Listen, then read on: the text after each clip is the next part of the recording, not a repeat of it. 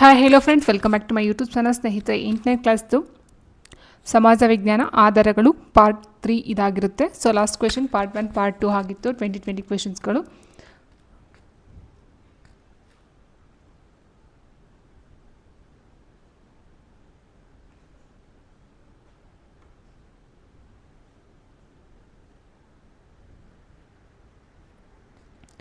ಈಗ 41ನೇ ಕ್ವಶನ್ ನೋಡ್ತಾ ಹೋದರೆ, ಪಿಸು ಮಾತಿನ ಮೊಗಸಾಲೆ ವಿಸ್ಪರಿಂಗ್ ಗ್ಯಾಲರಿ ಎಲ್ಲಿ ಕಂಡುಬರುತ್ತದೆ? ಪಿಸುಗೊಟ್ಟುವ ಗ್ಯಾಲರಿ ಅಂತ ಹೇಳ್ತೀವಿ. ಪಿಸುಗುಟ್ಟುವ ಗ್ಯಾಲರಿ. ಸೊ ಅದು ಕಂಡುಬರ್ತಕ್ಕಂಥ ಇಲ್ಲಿ ಮೈಸೂರು ಅರಮನೆ, ವಿಜಯಪುರದ ಗೋಲಗುಮ್ಮಟ, ತಾಜ್ ಮಹಲ್, ಹಂಪಿ ಅಂತ ಕೊಟ್ಟಿದ್ದಾರೆ.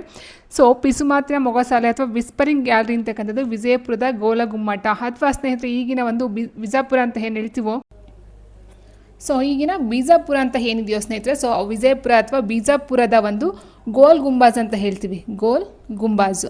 ಸೊ ಇದಾಗಿರುತ್ತೆ ಪಿಸು ಮಾತಿನ ಮೊಗಸಾಲೆ ಅಥವಾ ಪಿಸುಗುಟ್ಟುವ ಗ್ಯಾಲರಿ ಅಂತ ಹೇಳ್ತಕ್ಕಂಥದ್ದು ಈಗ ಬಿಜಾಪುರದ ಗೋಲ್ ಗುಂಬಾಜ್ ಆಗಿರುತ್ತೆ. ಸೊ ಆನ್ಸರ್ ಆಪ್ಷನ್ ಬಿ ಆಗಿರುತ್ತೆ ಸ್ನೇಹಿತರೆ. ಇಲ್ಲಿ ಒಂದು ಸಾರಿ ನಾವೇನಾದರೂ ಪಿಸು ಕೊಡ್ತಕ್ಕಂಥದ್ದಾಗುತ್ತೆ ಹೇಳ್ತಕ್ಕಂಥದ್ದು ಮಾಡಿದ್ರೆ ಅದು 7 ರಿಂದ 10 ಬಾರಿ ಪ್ರತಿಧ್ವನಿಯಾಗಿ ವಾಪಸ್ ನಮಗೆ ಕೇಳಿಸ್ತಕ್ಕಂಥದ್ದು ಆಗಿರುತ್ತೆ. ಆ್ಯಂಡ್ ನೆಕ್ಸ್ಟ್, ಉಕ್ಕಿನ ಸ್ತಂಭ ಎಲ್ಲಿ ಕಂಡು ಬರುತ್ತೆ ಅಂತ ಕೇಳಿದ್ರೆ ದೆಹಲಿಯ ಮೆಹರೌಲಿ, ಕೋಲ್ಕತ್ತಾ, ಮುಂಬೈ, ಚೆನ್ನೈ. ಉಕ್ಕಿನ ಸ್ತಂಭ ಅಂತಕ್ಕಂಥದ್ದು ಇದು ಒಂದು ಕಬ್ಬಿಣದ ಸ್ತಂಭ ಆಗಿರುತ್ತೆ ಸ್ನೇಹಿತರೆ. ಕಬ್ಬಿಣದ ಒಂದು ಉಕ್ಕಿನ ಸ್ತಂಭ ಅಂತ ಹೇಳ್ಬೋದು. ದೆಹಲಿಯ ಮೆಹರೌಲಿಯಲ್ಲಿ ಕಂಡು ಬರ್ತಕ್ಕಂಥದ್ದು ಆಗಿದೆ. ಈ ಒಂದು ಉಕ್ಕಿನ ಸ್ತಂಭ ಅಂತಕ್ಕಂಥದ್ದು ಕಬ್ಬಿಣದಿಂದ ಮಾಡಿರ್ತಕ್ಕಂಥದ್ದು ಆಗಿದ್ರೂ ಸಹ ಈಗ ಈ ಒಂದು ಏನು ಉಕ್ಕಿನ ಸ್ತಂಭ ಇದೆ ಇದು ತುಕ್ಕನ ಹಿಡಿತಕ್ಕಂಥದ್ದು ಅಲ್ಲ. ಸೊ ಅದೊಂದು ಇದರ ಒಂದು ವಿಶೇಷತೆ ಆಗಿರುತ್ತೆ ಸ್ನೇಹಿತರೆ, ಸ್ಪೆಷಾಲಿಟಿ ಅಂತ ಹೇಳ್ಬಹುದಾಗಿರುತ್ತೆ. ಕಬ್ಬಿಣದಿಂದ ಮಾಡಿದರೂ ಸಹ ಅದು ತುಕ್ಕನ ಹಿಡಿಯೋದಿಲ್ಲ ಅಂತಕ್ಕಂಥದ್ದು ಇಲ್ಲಿ ಒಂದು ಸ್ಪೆಷಾಲಿಟಿ ಆಗಿರುತ್ತೆ. ಸೊ ಅದು ದೆಹಲಿಯ ಮೆಹರೌಲಿಯಲ್ಲಿ ಕಂಡು ಬರ್ತಕ್ಕಂಥದ್ದಾಗಿರುತ್ತೆ. ಆ್ಯಂಡ್ ನೆಕ್ಸ್ಟ್, ಅಜಂತಾ, ಎಲ್ಲೋರಾ ಮತ್ತು ಎಲಿಫೆಂಟಾ ಗುಹೆಗಳು ಯಾವುದಕ್ಕೆ ಉದಾಹರಣೆಯಾಗಿವೆ ಅಂತ ಕೇಳಿದರೆ ಅಜಂತಾ, ಎಲ್ಲೋರಾ ಮತ್ತು ಎಲಿಫೆಂಟಾ ಗುಹೆಗಳು ಯಾವುದಕ್ಕೆ ಉದಾಹರಣೆ? ನಾಣ್ಯಗಳು, ಸ್ಮಾರಕಗಳು, ಸಾಹಿತ್ಯ ಮತ್ತು ಶಾಸನಗಳು.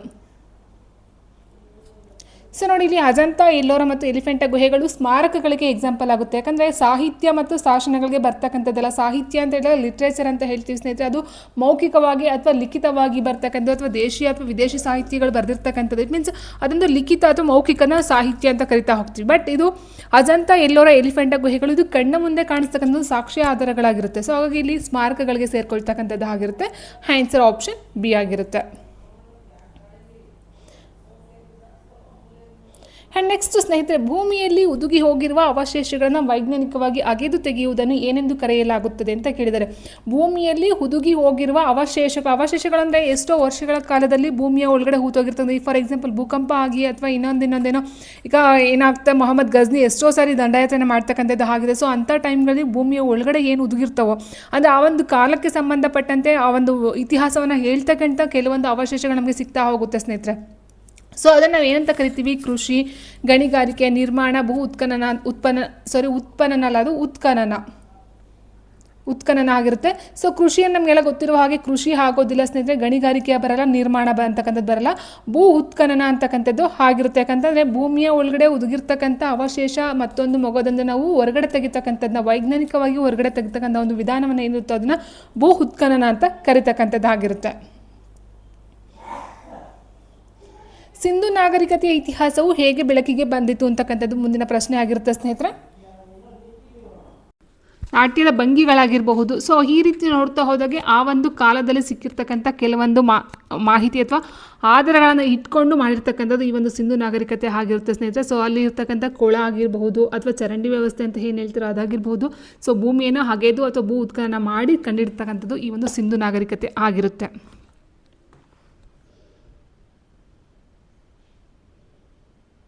ಶಿಲಾಯುಗ ಸಂಸ್ಕೃತಿಯ ಇತಿಹಾಸ ತಿಳಿಯಲು ಇಲ್ಲಿ ಉತ್ಖನನ ನಡೆಸಲಾಯಿತು ಅಂತ ಕೇಳಿದರೆ ಎಲ್ಲಿ ಶಿಲಾಯುಗ ಸಂಸ್ಕೃತಿಯ ಇತಿಹಾಸ ತಿಳಿತಕ್ಕಂಥದ್ದು ಭೀಮ್ಬೇಟ್ಕ ಮತ್ತು ಸಂಗನಕಲ್ಲು, ಹಂಪಿ ಮತ್ತು ಬಾದಾಮಿ, ಮೈಸೂರು ಮತ್ತು ಮಂಡ್ಯ, ದೆಹಲಿ ಮತ್ತು ಆಗ್ರಾ ಅಂತ ಕೊಟ್ಟಿದ್ದಾರೆ. ಸೊ ಶಿಲಾಯುಗ ಎಲ್ಲಿ ಕಂಡು ಬರುತ್ತೆ ಅಂತ ಹೇಳಿ ನಾನು ಆಲ್ರೆಡಿ ಹೇಳಿದಾಗ ಸ್ನೇಹಿತರೆ, ಇದಕ್ಕೆ ಕಂಪ್ಲೀಟ್ ಆದಂಥ ಒಂದು ಮಾಹಿತಿ ನಿಮಗೆ 6th ಸ್ಟ್ಯಾಂಡರ್ಡ್ ಬುಕ್ಕಲ್ಲಿ ಸಿಗ್ತಾ ಹೋಗುತ್ತೆ. ಶಿಲಾಯುಗ ಆಗಿರ್ಬೋದು, ಹಳೆ ಶಿಲಾಯುಗ, ನವ ಶಿಲಾಯುಗದ ಬಗ್ಗೆ ಸಹ ಕೊಟ್ಟಿದ್ದಾರೆ ಆ ಒಂದು ಇದರಲ್ಲಿ.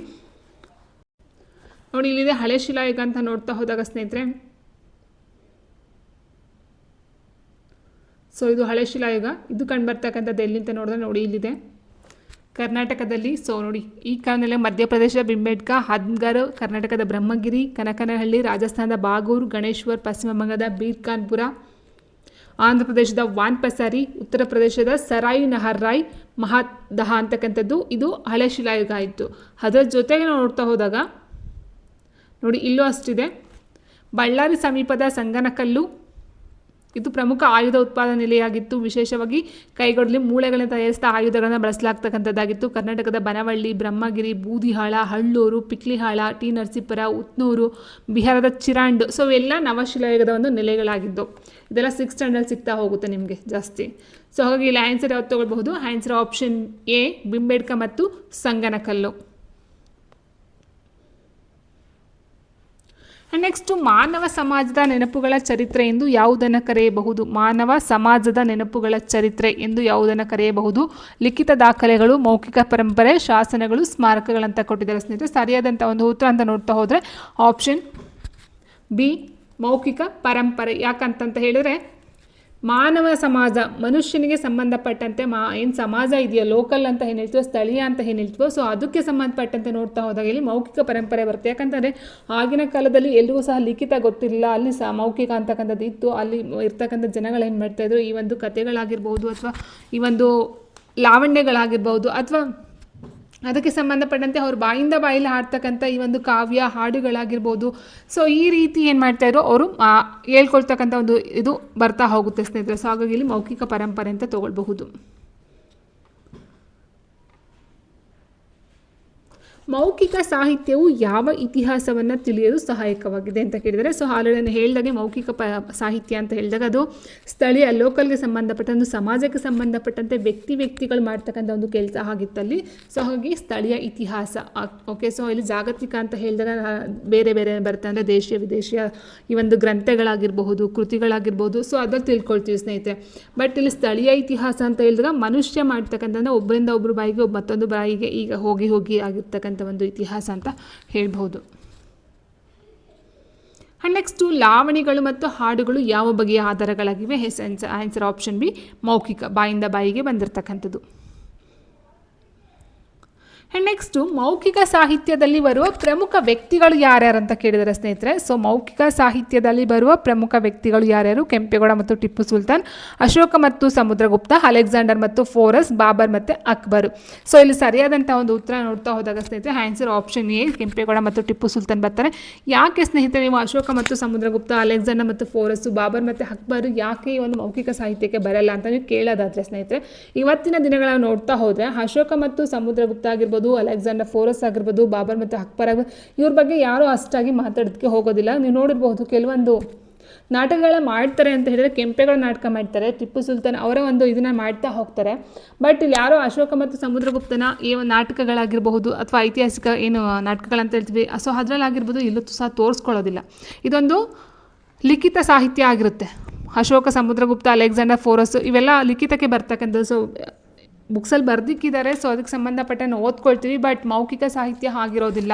ಮೌಖಿಕ ಸಾಹಿತ್ಯ ಎಲ್ಲೆಲ್ಲಿ ಬರುತ್ತೆ ಅಂತ ಹೇಳಿದ್ರೆ ಈಗ ಚಿತ್ರದುರ್ಗದ ನಾಯಕರು, ಸೊ ಫಾರ್ ಎಕ್ಸಾಂಪಲ್ ಅಂತ ಹೇಳಿದ್ರೆ ಅದೇನು ಮಾಡ್ತಾರೆ, ನಾಟಕಗಳ ಮೂಲಕ ಪ್ರದರ್ಶನವನ್ನು ಕೊಡ್ತಾ ಹೋಗ್ತಾರೆ ಸ್ನೇಹಿತರೆ. ಅದಾಗಿರಬಹುದು ಅಥವಾ ಕೆಂಪೇಗೌಡ ಆಗಿರ್ಬೋದು ಅಥವಾ ಸಂಗೊಳ್ಳಿ ರಾಯಣ್ಣನ ಒಂದು ಇದಾಗಿರ್ಬೋದು, ಕಿತ್ತೂರು ಚೆನ್ನಮ್ಮ ಆಗಿರ್ಬೋದು, ಸಿಂಧೂರ ಲಕ್ಷ್ಮಣ ಆಗಿರ್ಬೋದು, ಮೆಂಡಸ್ ಟೇಲರ್ ಆಗಿರ್ಬೋದು, ಇವ್ರ ಬಗ್ಗೆ ಏನಾಗ್ತಾ ಹೋಗುತ್ತೆ, ನಾಟಕಗಳ ಮೂಲಕ ಆಗಿರ್ಬೋದು. ಸೊ ಇಲ್ಲಿ ತೋರಿಸ್ಕೊಡ್ತಾ ಹೋಗ್ತಾರೆ ಮಾತಿನ ಮೂಲಕ. ಅಂದರೆ ಜನಗಳಿಗೆ ಓದೋಕ್ಕೆ ಬರದೇ ಇದ್ರೂ ಸಹ ಆ ಒಂದು ನಾಟಕಗಳ ಮೂಲಕ ಪ್ರಾಕ್ಟೀಸನ್ನು ಮಾಡಿ ಅದರ ಬೇರೆಯವ್ರಿಗೆ ತಲುಪಿಸ್ತಕ್ಕಂಥದ್ದು ಆಗಿದೆ ಸ್ನೇಹಿತರೆ. ಓಕೆ, ಸೊ ಹಾಗಾಗಿ ನಾವು ಅದರ ಮೌಖಿಕ ಸಾಹಿತ್ಯಕ್ಕೆ ತಗೊಳ್ತಾ ಹೋಗ್ತೀವಿ.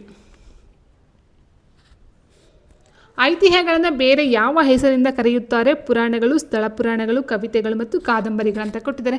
ಸೊ ಇಲ್ಲಿ ಫಸ್ಟ್ ಆಫ್ ಆಲ್ ಐತಿಹ್ಯಗಳು ಅಂದರೆ ಏನು ಅಂತ ನಮಗೆ ಫಸ್ಟ್ ಗೊತ್ತಿರಬೇಕು ಸ್ನೇಹಿತರೆ. ಸೊ ಐತಿಹ್ಯಗಳಂತ ಹೇಳಿದಾಗ ಸ್ಥಳ ಪುರಾಣಗಳೆಂದು ಕರೆಯುತ್ತಾರೆ, ಅಂದರೆ ಸ್ಥಳಗಳ ಬಗ್ಗೆ ಮಾಡ್ತಕ್ಕಂಥದ್ದು ಸ್ಥಳ ಪುರಾಣಗಳ. ಆಪ್ಷನ್ ಬಿ ಸ್ಥಳ ಪುರಾಣಗಳು. ಸ್ಮಾರಕಗಳಂತ ಏನು ಹೇಳಿದ್ವೋ ಸ್ಥಳ ಪುರಾಣಗಳ ಬಗ್ಗೆ ಹೇಳ್ತಕ್ಕಂಥದ್ದಾಗಿರುತ್ತೆ. ಐತಿಹ್ಯಗಳು ಇತಿಹಾಸ ರಚನೆಗೆ ಎಂತಹ ಮಾಹಿತಿಯನ್ನು ಕೊಡ್ತವೆ ಅಂತ ಹೇಳಿದ್ರೆ ಇದೊಂದು ನೇರವಾದಂಥ ಕೊಡಲ್ಲ ಸ್ನೇಹಿತರೆ, ಪರೋಕ್ಷ ಮಾಹಿತಿಯನ್ನು ಕೊಡ್ತಕ್ಕಂಥದ್ದಾಗಿರುತ್ತೆ. ಸೊ ಆಲ್ರೆಡಿ ಹೇಳಿದಾಗೆ ಶಾಸನಗಳಾಗಿರಬಹುದು, ಈ ಒಂದು ಲಿಖಿತ ಮತ್ತು ಏನು ದೇಶಿ ವಿದೇಶಿ ಸಾಹಿತ್ಯಗಳು ಬರ್ತವೆ, ಸೊ ಇದೆಲ್ಲ ನೇರವಾಗಿ ನಮಗೆ ಕೊಡ್ತಕ್ಕಂಥ ಮಾಹಿತಿಗಳಾದರೆ ಸ್ನೇಹಿತರೆ ಐತಿಹ್ಯಗಳಂತಕ್ಕಂಥದ್ದು ಪರೋಕ್ಷವಾಗಿ ಮಾಹಿತಿಯನ್ನು ಕೊಡ್ತಕ್ಕಂಥದ್ದಾಗಿರುತ್ತೆ.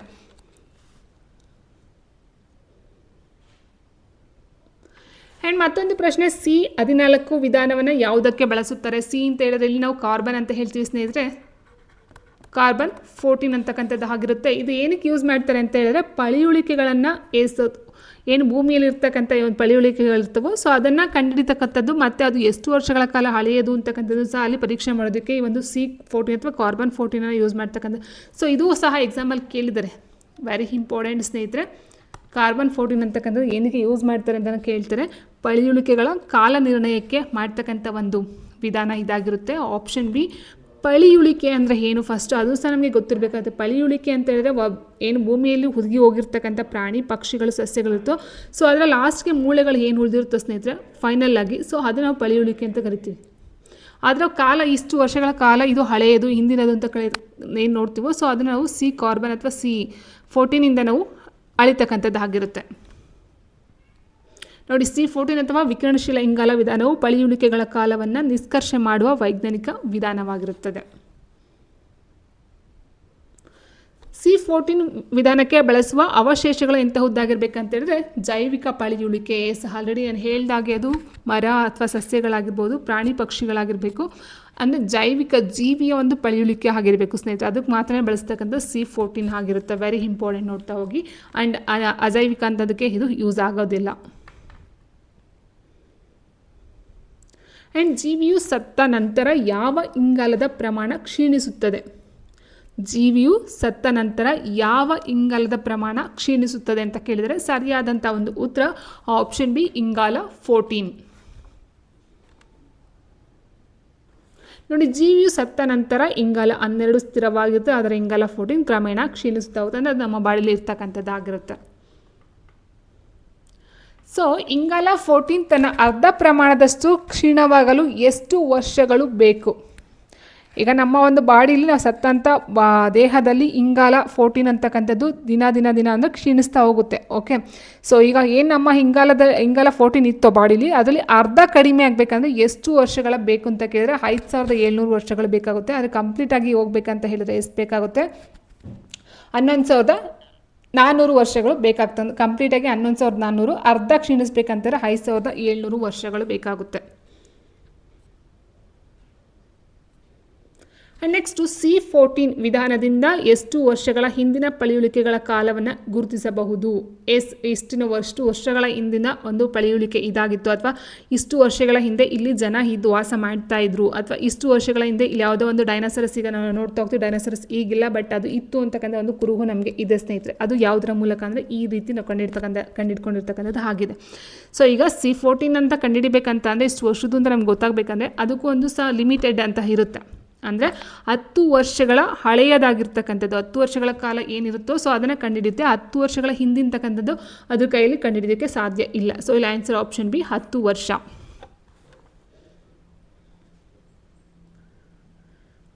ನೆಕ್ಸ್ಟು ಕೈವಾರ ನಾರಾಯಣ ತಾತ ಮತ್ತು ಶಿಶುನಾಳ ಶರೀಫ್ ಯಾವ ಬಗೆಯ ನಾಯಕರು ಅಂತ ಕೇಳಿದರೆ ರಾಜಕೀಯ ನಾಯಕರು, ಸಾಂಸ್ಕೃತಿಕ ನಾಯಕರು, ವೈಜ್ಞಾನಿಕ ನಾಯಕರು, ಕ್ರೀಡಾ ನಾಯಕರು ಅಂತ ಕೊಟ್ಟಿದ್ದಾರೆ.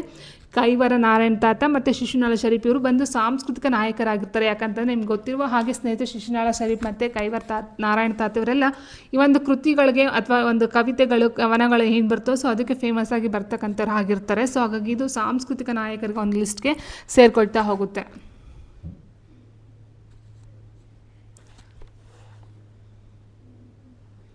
ಸಿಂಧೂರ ಲಕ್ಷ್ಮಣನ ಬಗ್ಗೆ ಮಾಹಿತಿ ಎಲ್ಲಿ ದೊರೆಯುತ್ತದೆ ಅಂತ ಹೇಳಿದ್ರೆ ಇದು ಮೌಖಿಕ ಸಾಹಿತ್ಯದಲ್ಲಿ ಬರುತ್ತೆ ಸ್ನೇಹಿತರೆ. ಆಲ್ರೆಡಿ ಹೇಳಿದೆ, ಏನು ಟಿಪ್ಪು ಸುಲ್ತಾನ್ ಮತ್ತು ಈ ಒಂದು ಸಂಗೊಳ್ಳಿ ರಾಯಣ್ಣ ಆಗಿರ್ಬೋದು, ಕೆಂಪೇಗೌಡ ಆಗಿರ್ಬೋದು, ಕಿತ್ತೂರು ರಾಣಿ ಚೆನ್ನಮ್ಮ ಆಗಿರ್ಬೋದು, ಸೊ ಅವರ ಒಂದು ಲಿಸ್ಟ್ಗೆ ಸೇರ್ಕೊಳ್ತಕ್ಕಂಥವ್ರು ಈ ಒಂದು ಸಿಂಧೂರ ಲಕ್ಷ್ಮಣರು ಸಹ ಆಗಿರ್ತಾರೆ. ಸೊ ಅವ್ರ ಬಗ್ಗೆ ನಾವು ಮೌಖಿಕ ಸಾಹಿತ್ಯದಲ್ಲಿ ನೋಡ್ಕೊಳ್ತಾ ಹೋಗ್ತೀವಿ.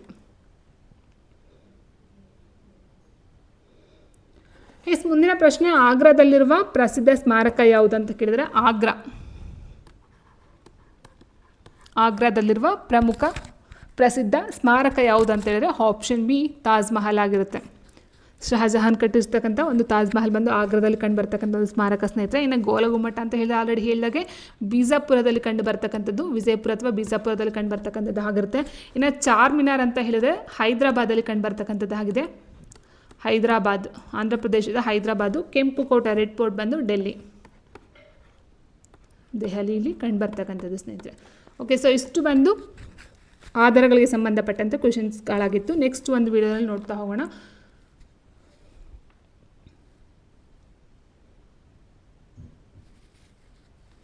ನೆಕ್ಸ್ಟ್ ಬಂದು ಹಾರ್ಡ್ ಕ್ವೆಶನ್ಸ್, ಪ್ರತಿಪಾದನೆ ಮತ್ತು ಕಾರಣ ಆಧಾರಿತ ಪ್ರಶ್ನೆಗಳಿದ್ದಾವೆ. ಅದಾದ ನಂತರ ಹೊಂದಿಸಿ ಬರೆಯಿರಿ ಅಂತಕ್ಕಂಥದ್ದು ಸಹ ಇದೆ. ಸೊ ಈ ಒಂದು ವಿಡಿಯೋ ನೆಕ್ಸ್ಟ್ ಕ್ಲಾಸಲ್ಲಿ ನೋಡ್ತಾ ಹೋಗೋಣ.